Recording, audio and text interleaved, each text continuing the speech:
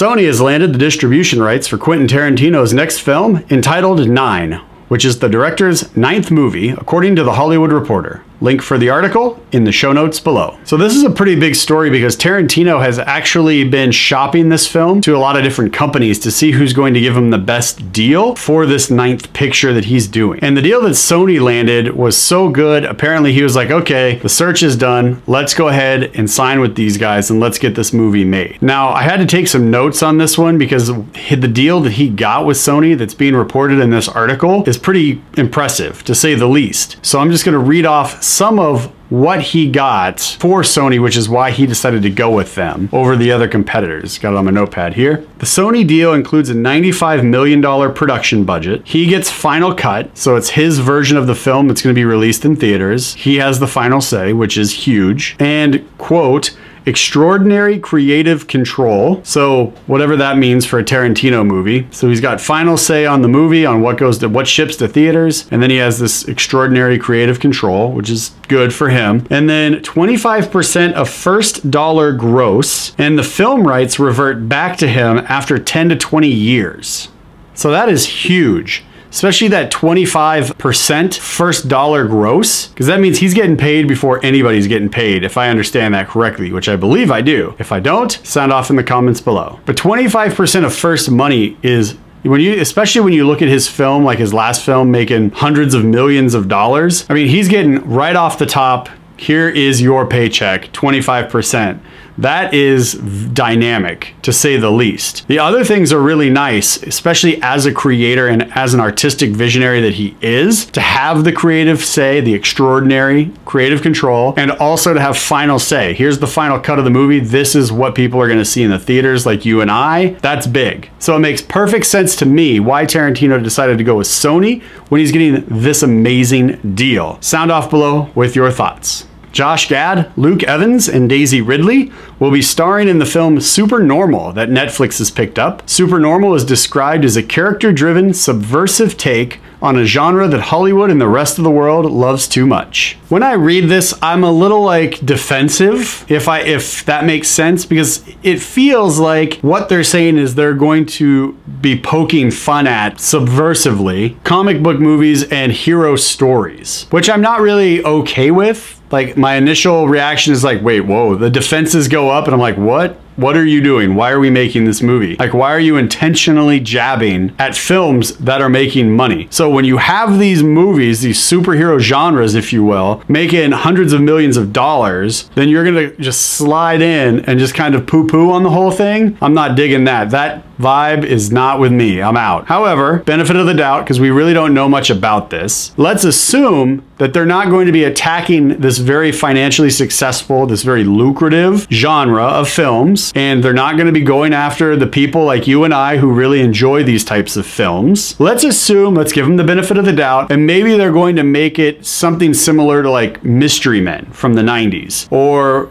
what Galaxy Quest was for like Star Trek fans, right? Where it's just a lighthearted comedic look at a specific type of film without necessarily like jabbing it and trying to poo-poo on the whole thing. So if it's something like that, where it's just kind of like a fun look and a fun take on a film style that we really enjoy, sign me up. I'm on board. Let's do this right now. Let's get this made today. If it's not, if they are just going to poo-poo on the whole thing, there's the door. Boy, bye. You need to leave. You're making money. People are making money. Everybody's happy. The studios are happy. They're making money. The actors are happy because you guys are making money. And the fans are happy because we're finally getting to see these characters that we really love and that most of us grew up with, many of us grew up with, come to life on the big screen with the effects and everything else that actually look good and are respectable to a point for these characters that are being pulled from page to screen. I'm looking forward to getting more information on this and like what this story is going to be. So I'm hoping in my heart this is going to be something fun that they're just kind of like goofing around with. Like I said, like a Mystery Men movie, or like what Galaxy Quest is, because Galaxy Quest is still a really good movie. This film still holds up. So as more news drops on this film, as it's getting ready to drop on Netflix,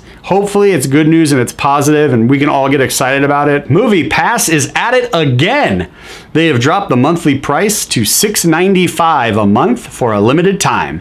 Link for their website in the show notes below. I saw this and I almost fell right out of this office chair. I was typing up the show notes for this segment and I was like, is this for real? And I pulled it up and I was like, yes, this is for real. But let me go ahead and just clear this up real quick before you get super excited and you rush to the link below and you sign up. So what they did, so initially, right, if you've been following MoviePass, it's like a Netflix subscription style for theater going. So what that means is you sign up for their monthly fee, they send you a card, a MoviePass card, you use that card to go see your movies that are in theaters right now. And that's it. You don't have to pay anything on that card. It's already taken care of with a monthly subscription, and it's one movie a day, 365 days a year. So you can literally see one movie a day without having to pay anything more than the monthly fee. Like I said, it's like Netflix, but going to the movies. So initially, I think it was like 50 bucks a month. And then they were like, okay, let's just drop it down to 10 bucks a month. And they literally had an influx of traffic that was so great. Their website was crashing. They had super delayed processing to get these cards, these MoviePass cards, out to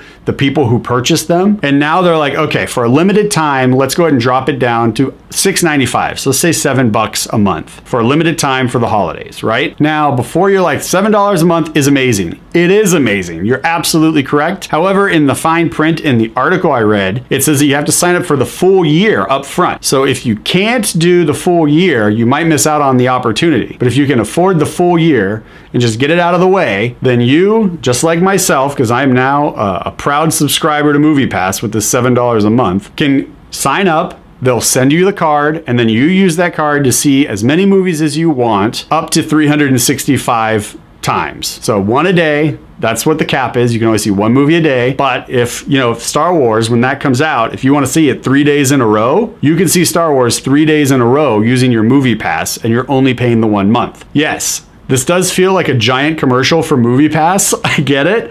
But I literally saw that. I was like, there's no way this is for real. $50 to $10 to $7 blew me away. I signed up. Check out the link below if you want more information on MoviePass. You can also find it on their website, which you'll get to from the link. More news for Netflix, as they have acquired the rights to the animated family film Klaus from Despicable Me co-creator Sergio Pablos. This will be Sergio's directorial debut. The film is in production, and Netflix plans to roll it out Christmas of 2019. So I'm completely unfamiliar with Klaus right before this. I had to look it up to see what this was and why this was a big deal. And apparently, outside of the fact that it's going to be Sergio's directorial debut, which is always cool to see, like, new directors coming out and trying new things with their visions. That's always hip. We hope the movie lands and it's entertaining because we have never seen their style of storytelling before. So outside of that, Klaus is a story about a postman who suddenly brings on the beginning of Santa Claus. Sure. Why not? I mean, that sounds crazy enough, right? So it sounds like it could be a fun family animated thing. It's titled as a family animated Christmas movie. So hopefully when this drops and we can kind of see like what his vision is, especially with it being Netflix and coming out around Christmas time, it is a little interesting that for Netflix, where they've already started production right now in 2017, and the film's not coming out until Christmas of 2019 on Netflix. So that was a little surprising to me. I figured if they're already in production, since it's animated, they may be able to roll it out for 2018, but I guess it's going to be 2019, so we'll have to wait and see. But hopefully as new stuff drops and we get to see kind of snippets and trailers and stuff like that for it, that'll be pretty cool. Hopefully Netflix does like a nice rollout to actually like highlight what this movie is going to be about and the tone that we can expect, even though it's probably going to be lighthearted because it's a family animated film. It's going to be a fresh story. We're going to get something brand new for the family to enjoy at Christmas time from a director that worked on Despicable Me, who co-created it, and now is going to deliver something brand new and fresh to us and our families at Christmas time. So hopefully, fingers crossed, everything looks good and the story makes sense and stuff like that. So come Christmas time, when we're all snuggled up with family and loved ones, we can all kick back, turn on Netflix, and enjoy this flick as a fun holiday event. Honorable mentions this week. Rampage has released a new poster and trailer. Star Wars The Last Jedi has released new TV spots. All the Money in the World released a new movie poster. New trailers dropped for both Deadpool 2 and Incredibles 2. James Franco is in talks to star in the spin-off movie Multiple Man from the X-Men universe over at Fox. And that pretty much wraps up the news this week. If anything popped off in the news that we didn't cover on this show, because as I always say, there's too much news to cover in one show. So if anything popped off that you saw, that you enjoyed, or you want to talk about, throw it in the comments below and get that conversation started, and we can talk movies all week long. Hi everyone, this is Jeremy Bernansky, and you've just finished watching the movie news segment. Now if you enjoyed that, you may want to check out the Certified Rad playlist, which covers something awesome and uplifting that we found, or you may want to go ahead and check out the Special Segments playlist, which covers just a range and variety of topics that I want to dig a little deeper in, but we don't necessarily have time for on the weekly show. We will see you guys next Monday for a brand new episode of Bernansky's Vlog right here on YouTube at 10 a.m. PST. Have a great week, everybody. Take care.